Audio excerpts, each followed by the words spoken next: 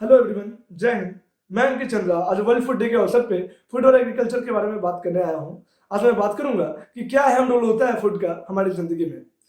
अगर हम हेल्दी और फिट रहना चाहते हैं तो 70% रोल फूड का ही होता है हमारी जिंदगी में। 16 अक्टूबर 1945 से वर्ल्ड फूड डे हर साल विश्व भर में मनाया जाता है, जिसमें हर कंट्री अपने अपने देश में इसका आयोजन कराती है। इसका जो आयोजन कराने का मकसद होता है वह यह होता है कि विश्व में सारे लोग इसकी महत्वता को समझ सकें और फूड को व्यर्थ में वेस्ट ना करें, और हंगर को पूर्ण रूप से विश्व भर से खत्म करने के लिए ही इसका आयोजन हर साल होता है। आज हम बात करेंगे इनके पीछे के चेहरों के बारे में, कौन कौन सी ऐसी संस्था है जिसे बनाया गया इसके नियम और कानूनों को पालन करने के लिए। आज हम बात करेंगे कि क्या मुख्य प्रॉब्लम है और इसे जो हर साल अलग थीम पे बनाया जाता है, तो उसके बारे में भी बात करेंगे कि 2021 का क्या थीम है। साथ ही साथ बात करेंगे सरकार इस पर क्या कदम उठा रही है। तो चलिए हर वो चीज़ों के बारे में जानेंगे जो जानना जरूरी है।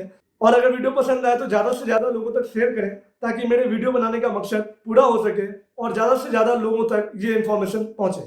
FAO food and agriculture organisation का गठन 16 अक्टूबर 1945 में हुआ था। इसका गठन डेविड ल्यूविन जी के द्वारा हुआ था। ये एक अमेरिकन एक्टिविस्ट और एग्रीकल्चरिस्ट रह चुके हैं। इन्होंने इसका गठन किया था ताकि विश्व भर को फूड की महत्वता को समझा सके और विश्व भर के सारे देश हाथ से हाथ मिला के हंगर की प्रॉब्लम को समाप्त कर सकें। पर 76 साल के बाद भी 10% से ज्यादा लोग ऐसे हैं विश्व में जो हंगर के शिकार हैं। अगर आंकड़े को देखें तो 800 मिलियन से ज्यादा लोग, 7 बिलियन की पॉपुलेशन में 800 मिलियन से ज्यादा लोग हैं जो अभी हंगर के शिकार हैं।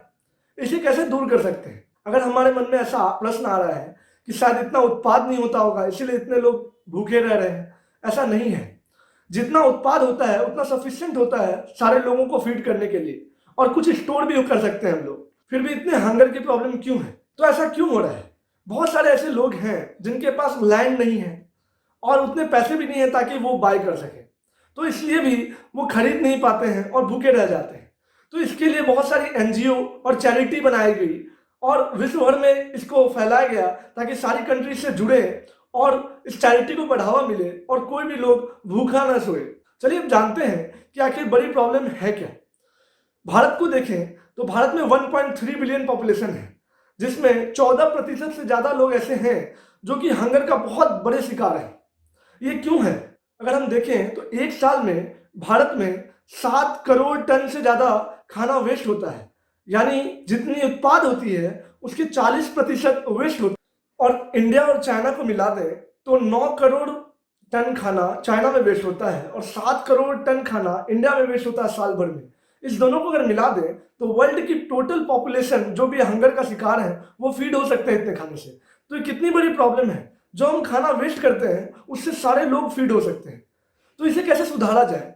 जो भी लोग रेस्टोरेंट में या फिर घर में कहीं पे भी लार्ज अमाउंट में खाना बनता है वहां पे हम उतना ही ऑर्डर करें जितना हमें खाना है, और अगर हम ज़्यादा ऑर्डर कर भी दिए हैं तो उसे हम साइड कर दें और बाद में उसे पैक करा के नीडी लोग को दे सकते हैं। अब बात करते हैं वर्ल्ड फूड डे में होता क्या है। वर्ल्ड फूड डे को सेलिब्रेट किया जाता है और इस दिन अलग अलग तरह के प्रोग्राम्स होते हैं और साथ ही साथ उन लोगों को सम्मान दिया जाता है जो कि farming, crop cultivation, transportation of food और साथ ही साथ चैरिटी और फिशिंग में भी रहते हैं। और इसमें अलग अलग कानूनों के बारे में बात किया जाता है ताकि कैसे हम लोग हंगर के प्रॉब्लम से निपट सकते हैं। वर्ल्ड फूड डे का जो आयोजन होता है उसमें अलग थीम्स होते हैं।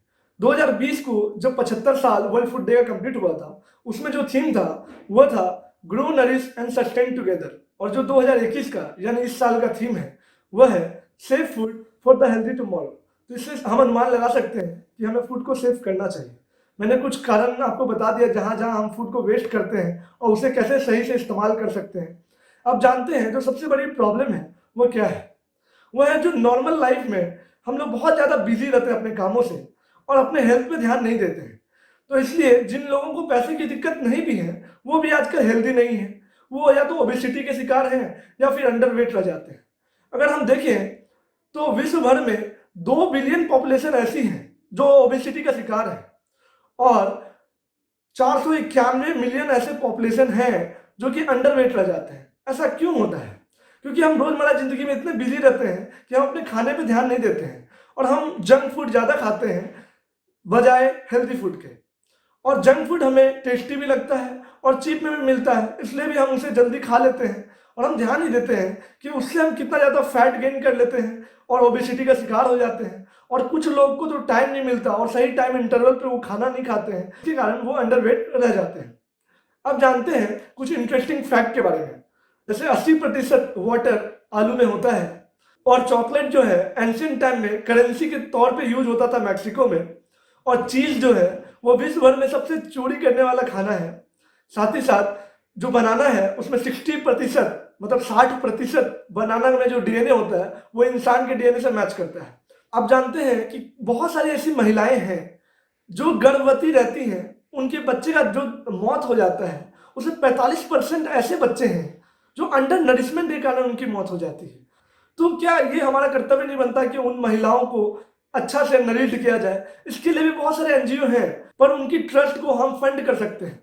तो कुछ कुछ चीज़ों पे अगर हम ध्यान दें तो फूड की जो प्रॉब्लम है, जो हंगर का प्रॉब्लम है, जो विश्व भर में ये फूड की प्रॉब्लम क्रिएट हो रही है, उसे दूर कर सकते हैं। हम लोकल फार्मर को बढ़ावा दे सकते हैं, हम लोकल फार्मर की फूड को डायरेक्टली खरीद सकते हैं ताकि उनको वापस फार्मिंग करने में फ़ायदा हो और उनके पास पैसा रहे। तो ये सब चीज़ से भी हम सपोर्ट कर सकते हैं लोकल फार्मर को। और सरकार भी आजकल बहुत सारी ऐसी सब्सिडी प्रोग्राम्स निकाल रही है जिसमें फार्मर को सपोर्ट कर रही है, जैसे MOFPI, ministry of food processing industry. बहुत सारे फार्मर्स को जो कि फार्मिंग करते हैं उनको इससे मदद मिलती है। और ये कुछ छोटी छोटी और बड़ी बड़ी स्टेप सरकार को भी उठाना होगा और जो भी चैरिटी है उनको गवर्नमेंट से जोड़ना होगा ताकि जो भी ऐसे लोग हैं जो हंगर का शिकार हो रहे हैं उनको कुछ मदद मिल सके और वो उनको भूखे पेट ना सोना पड़े।